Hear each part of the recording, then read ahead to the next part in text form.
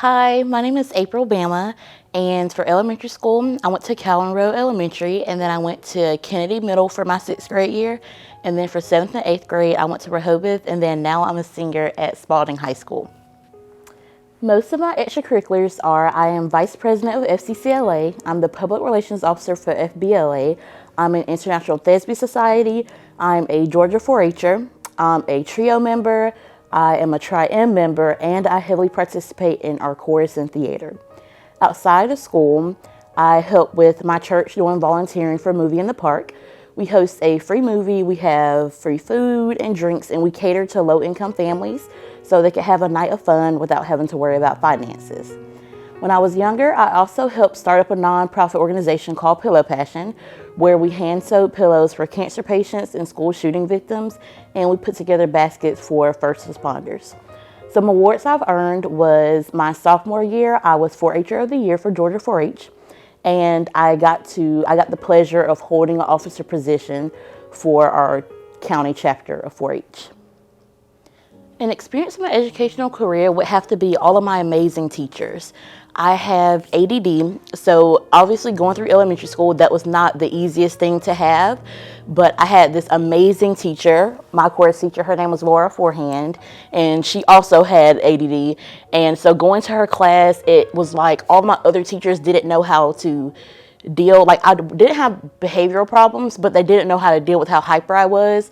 But having her and knowing that she knew what I went through, it was so much easier. Like I would be able to like run errands. She would have me run errands. She would have me do like extra work to deal with like how hyper I was. And having her there definitely made me seem like I wasn't like as much of a problem. Like she made me feel very welcome, and she helped me out all of my elementary school years.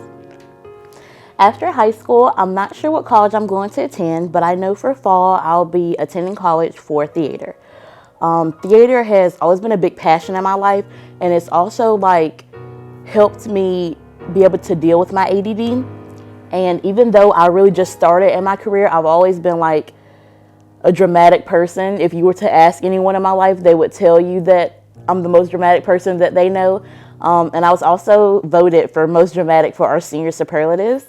And then when I went to DPA for 4-H, I competed in drama, and I got first in my category. So in July, I'll be competing in state against all the other 4-H'ers and the other districts who are also in drama as well. What I would tell my younger self and my younger sibling would be to do everything, because there are things that I didn't do because of fear, and there are things that I didn't do because I just part of it was worried about what other people would think of me.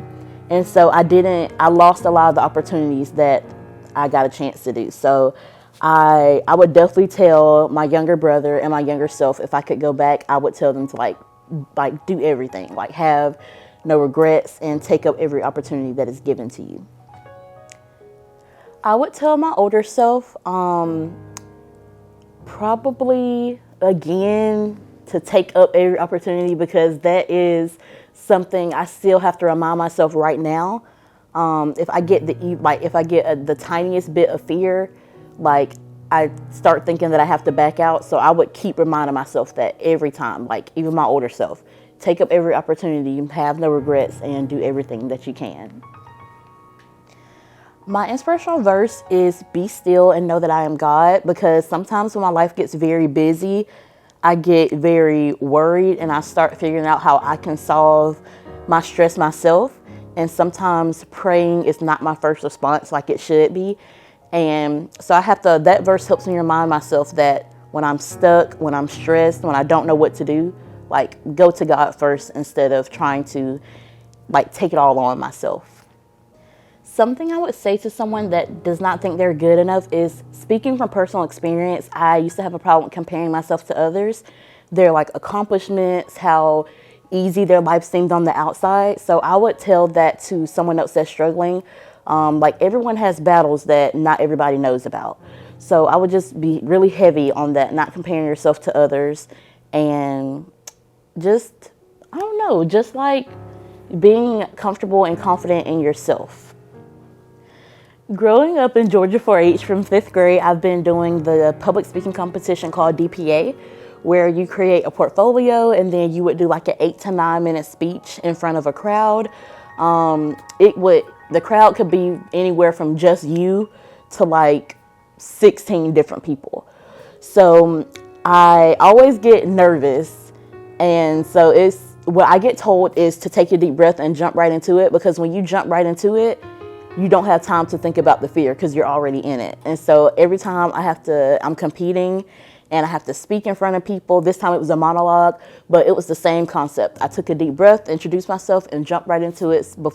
Before the fear had even caught up with me, I was already done with my speech. People were clapping, and it was time to go back and sit down with everybody else. So that's my biggest, most helpful advice that was ever given to me. My biggest adversity would have to be, since I've been in the school system and I've had a lot of opportunities from competitions to school clubs, I would hear a lot of people say that the opportunities I were getting was only because my parents are working in the school system. My mom's a school teacher in the school system, and my dad does technology services in the school system.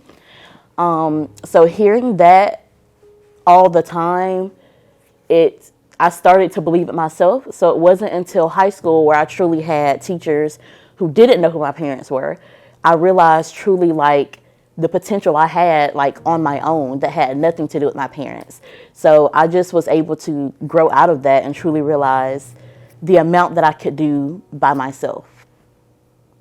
If I were convincing a parent to put their child in the school system, what I would say is that the school system has so many amazing opportunities. We have program challenge for the elementary schoolers that are advanced, and then we have honors classes for the middle schoolers, and then there's honors and AP classes for the high schoolers, so they can get an idea of the AP classes give them an idea of college. And me myself being an honors and AP student is truly an amazing program. And not only do we have resources in school, but there's so many resources outside of school as well. I know in our county, we have TRIO, and it's called Upward Bound at Griffin High, and we have TRIO at Spalding High. It's where you sign up for the club, and they take you on free trips, free college tours. This summer, they went to Washington, D.C. for a week. It was free. The summer before that, they went to North Carolina for free for the whole week. And they went to college tours. They went to amusement parks. And it just gives the kids the opportunity to expand their knowledge. And also an outside club we have is when you're in elementary school and middle school, 4-H is in school, but when you're in high school, it's considered outside curricular. And 4-H has been a huge impact on me since the 5th grade. In fact, this summer, I'll be a camp counselor at 4-H at Rock Eagle Center for 7 weeks. So I'm super excited for that. And 4-H just has amazing clubs inside it and amazing competitions. I placed second in the state at chicken barbecue, and then I did food challenge teams. I got to mentor a food challenge team. I do edible clovers. It's a county cooking club. And truly that's the best thing about our county is our outside resources and the resources we have in it as well.